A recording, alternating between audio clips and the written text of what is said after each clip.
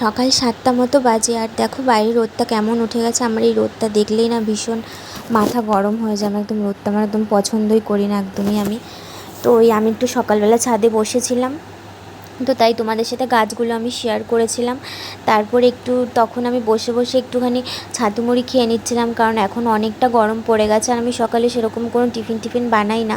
ওই ছাতু মুড়ি বা ছাতু গোলা শরবত এই সমস্ত খেয়ে নিই। মানে গরমে আমার ভালোই লাগে না, মানে খেতেও ভালো লাগে না, প্লাস বানাতেও ভালো লাগে না। আর আমার বড় খেতে অতটা বেশি ভালোবাসে না, সকালবেলা ওই সব মাঝে মধ্যে ও খেতে ভালোবাসে না, ওই কারণে ও ওই সমস্ত খেয়ে নেয়। তারপর আমি না স্নান টান করে চলে এসেছি দেখো স্কিন কেয়ার করতে। আর স্কিন কেয়ার বলতে আমার খুবই স্বল্প কিছু দিয়ে আমি স্কিন কেয়ারটা করি রোজ দিন। তো প্রথমত আমি অ্যাজ আ টোনার গোলাপ জল ইউজ করে নিয়েছি আমার ফেসে। তারপর অ্যাজ আ ময়শ্চারাইজার আমি পন্ডসের যে সুপার লাইট জেলটা ওটা ইউজ করে নিয়েছি। তারপর হচ্ছে নিউট্রিজিনার যে সানস্ক্রিনটা হয়, লাইট একদম সানস্ক্রিনটা, ওটা আমি ইউজ করি। ওটা আমি বহু বছর ধরে ইউজ করছি, খুব ভালো একটা সানস্ক্রিন, তোমরা চাইলে ইউজ করতে পারো, কোনো হোয়াইট কাস্ট পড়ে না আর ভীষণ ভালো সানস্ক্রিনটা। মানে অন্যান্য হচ্ছে গিয়ে সানস্ক্রিন ইউজ করলে যেমন ভীষণ পরিমাণে ঘাম আসতে থাকে, এটাতে কিন্তু সেরকম কোনো কিছু হয় না। আর আমার ঠোঁট ফাটাটা হচ্ছে 12 মাসের রোগ, তো ওই জন্য আমাকে লিপ বামটা সবসময় অ্যাপ্লাই করে রাখতে হয় ঠোঁটে। তো ওরকম রাখি আমি লিপ বামটা অ্যাপ্লাই করে সবসময়। আর এই যে তারপরে আমি পুজো করতে চলে এসেছি। আজকে দেখো পুজোর কীভাবে আমি পুজো করি সেটাও তোমাদের সাথে শেয়ার করছি। তোমাদের আমার ভিডিওগুলো কেমন লাগে আমাকে অবশ্যই কিন্তু তোমরা কমেন্ট করে জানিও। আর তোমাদের মিষ্টি মিষ্টি কমেন্টগুলো পড়তে আমার ভীষণ ভালো লাগে। আর তোমাদের এই কমেন্টগুলোর জন্যই আমি আরও উৎসাহ পাই ভিডিও তোমাদের সাথে শেয়ার করার। আমার রোজকার হচ্ছে গিয়ে ডেলি ভ্লগ বা আমার লাইফস্টাইল সমস্ত কিছু। আর তারপরে এই যে চলে যাচ্ছি নিচে রান্না করতে, কারণ আর দরজাটা ভালো করে আমি দিয়ে যাই। আমার পুপু সিম্বা একটা দিদি ছিল, ওর 15 দিনের মতো বয়স ছিল, তখন না ওকে একটা হুলো নিয়ে চলে গিয়েছিল।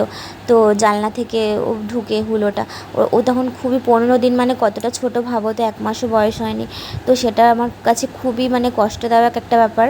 তো ওই জন্য আমি পুপু সিম্বাকে হারাতে চাই না, ওই কারণে দরজাটা ভালো করে ঠেসে আমি দিয়ে যাই। আর সব সময় ওদেরকে আমি ঘরে আটকেই রেখে দিই ওভাবে, মাঝে মধ্যে নিয়ে একটু বেরাই, বাইরে বেরানোও দরকার বলো, তাই ওই কারণে।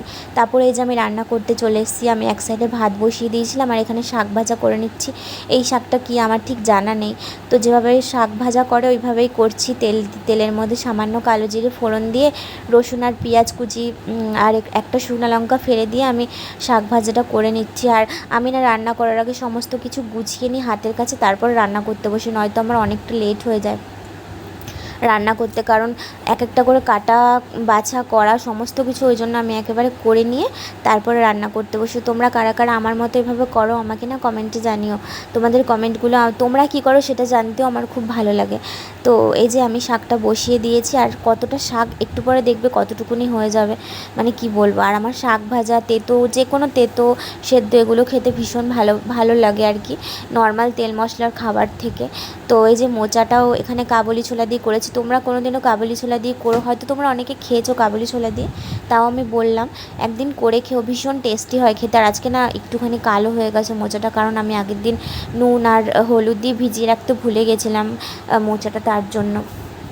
তো কোনো ব্যাপার না, খেতে যেরকম আমি রান্না করি যেরকম টেস্টি হয় ঠিক ওরকমই হয়েছে। আর আমি পুরো নিরামিষ করেছি মোচাটা, ঘি, গরম মশলা আর কাবুলি ছোলা সমস্ত কিছু দিয়ে। তো এখানে এই যে আমার লাঞ্চের মেনুটা তোমাদের সাথে দুপুরবেলা শেয়ার করেছিলাম, তাও একবার দেখিয়ে দিলাম।